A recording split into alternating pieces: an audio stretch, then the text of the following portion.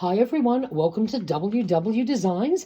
My name is Nikki and today we are going to do prompt 8, which is words, in the July Junk Journal Challenge for 2025, hosted by Lee's Art and Junk Journal Wonderland here on YouTube. And I'm going for a little bit of a vintage stationery vibe for this one. So what we're going to do is I've got a little bit of prep before I actually put the page together. So what I've got here is some pieces from, this was a freebie that Tracy Fox Creative put out ages ago, and I did do a video where I made this gorgeous little envelopey flippy sort of thing with all this vintage stationery, and I had printed this page twice because I had another plan initially and I didn't use it, so I thought I would use it up for this. So the first thing I need to do, this of course is a gorgeous old filing cabinet. In the printable it came as a tag, but I have cut the top off because I want it to look like a filing cabinet. Now what I also want to do is create a little slit, so I'm going to do like a little sort of hidden pockety arrangement here. So I'm just going to use my craft knife to cut a slit, not all the way through, as in not the whole. I want it to sort of match the width of the drawer. Now, have I got that all the way through? I do. So the next thing I need to do is flip this over. You can see where my cut is. And then what I want to do is just glue down this. And what I'm doing is creating a little back pocket. You'll see why later on. So what we're going to do, this is just some packaging that came in a parcel. Now, I'm not going to do that. I don't think I need to really glue the top. All I want to try and do is create a little pocket, because the little bits I'm going to put in it, I don't want them to fall away completely and disappear, because otherwise they'll fall out. And this is going to be like a tuck spot. So the little bits that I put in there, I want them to stay where they are. So it doesn't matter exactly where I put this, as long as it is covering the slit and then creating a little pocket at the back here. So that's the first job I have to do. So that's that done. Doesn't matter what the back looks like. No one's going to see that because this is going to become a tuck spot. And of course we haven't glued our opening there. That's the first bit. Now the next bit, this was a pocket that came in the kit. And I'm going to keep it as a pocket, except I'm going to make it, this is going to be a floating pocket, which you will see why shortly. So what I need to do is I just want to glue, put a tiny bit of glue on there and just glue this bit down here so it doesn't flip and flap around too much. And then I've done exactly the same thing in that I have grabbed another scrap and I'm going to glue this over the back here.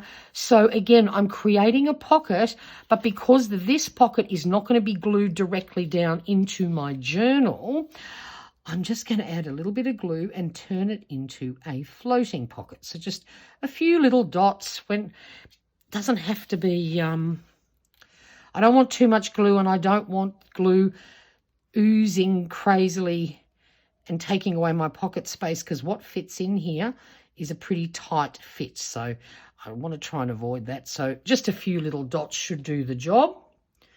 And then we're going to take another little scrap. Oh, I didn't need to go right up the top there, but that's okay. It won't matter. We're just going to put this over the back here. We don't need those glue bits there. And now I have created a little pocket because it's going to go into the tuck spot with something in it. Get my drift? So that's those two pieces prepared. So now I need my page, and I have already glued some bits down onto the background. This, because the prompt is words, I've just gone with a book page, a magazine page that has had some coffee spritzed on it, another little book page, another tiny bit, because this this bit wasn't quite big enough. And of course, a piece of dictionary that has also had some coffee dyeing on it, because we're going for a bit of an, old-fashioned vintage vibe here. But the one thing I do want to do, I want to add a little bit more interest, and I'm going to grab this stencil here because obviously it's words. I'm going to grab Distressed Ink in Brushed Corduroy, and I've picked this one because this vibe has some yellowy orange sort of tinges to it, and that's when I like to use Brushed Corduroy rather than Vintage Photo, which is more brown. And I just want to put a few little words here and there, like, doesn't have to be perfect because a lot of this you won't see, but it's words, sort of, and they don't have to be full words, but I just want a little bit, just for a little bit of interest. There we go. Let's see, where else might I like some? Maybe just a tiny bit here. This word days could do the job, I think. That will do. I just wanted a little bit of interest there so it just wasn't quite so boring. Okay, so now we just simply finish this off. This is very quick and easy, this one. First of all, we need to put our tuck spot down. So what I'm going to do is I'm going to grab here. I am not going to glue along the top nor down this side. So I'm using my thumb here to remind me that this tuck spot is to go with the closure against the edge of the page. And of course, I don't want to have glue going on the other two sides. Very simple. We're just going to pop this over towards the left here so that our little tuck in pocket has somewhere to live easily. There we go. And I also found a couple of other little bits. This is the Graphics Fairy had this little collection of vintage clocks you could download. So I'm going to put this up on top of the filing cabinet just for a bit of officey vibes. I think a little old clock seems like a good idea so that you know when it's knockoff time, as in you finished your day's work. Knockoff time's a very Aussie term, just in case you normally knockoff might mean killing someone. That's not what I'm talking about here. In Australia, knockoff time is time to go home. Right, back after a slight phone interruption there. So, clock is down, and then I also found this cute little paper aeroplane, which I want to add down here. Seeing it's covered in words, I thought, well, that's appropriate for this. If you're bored at work, you can always throw paper planes around. And seeing back then they didn't have computer games and things, that's probably what they did. So there we go.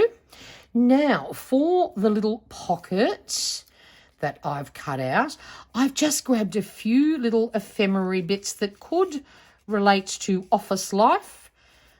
Little labels, a little mini tag, and this cute little account due. So now you can see why I wanted to have a little pocket at the back, because otherwise they're probably going to slip down and they're going to fall out, and that's useless. So that's why we've done that. And then we have our little pocket again, and this is another piece from that page.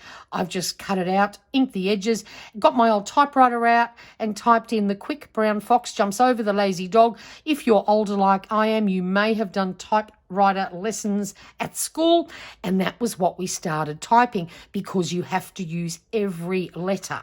So I just thought that was a bit of cuteness. And as you can see, this is a nice tight fit in here. So that's why I've created the pocket the way it is. And then that just simply slides in there. Voila, that page is done. It doesn't get much easier than that, does it? So hope you enjoyed this quick little one for the prompt words. And I hope if you're playing along, I hope you're enjoying it. If you have any questions, leave them in the comments box below. Please give this video a thumbs up. I would really appreciate it. And until next time, bye for now.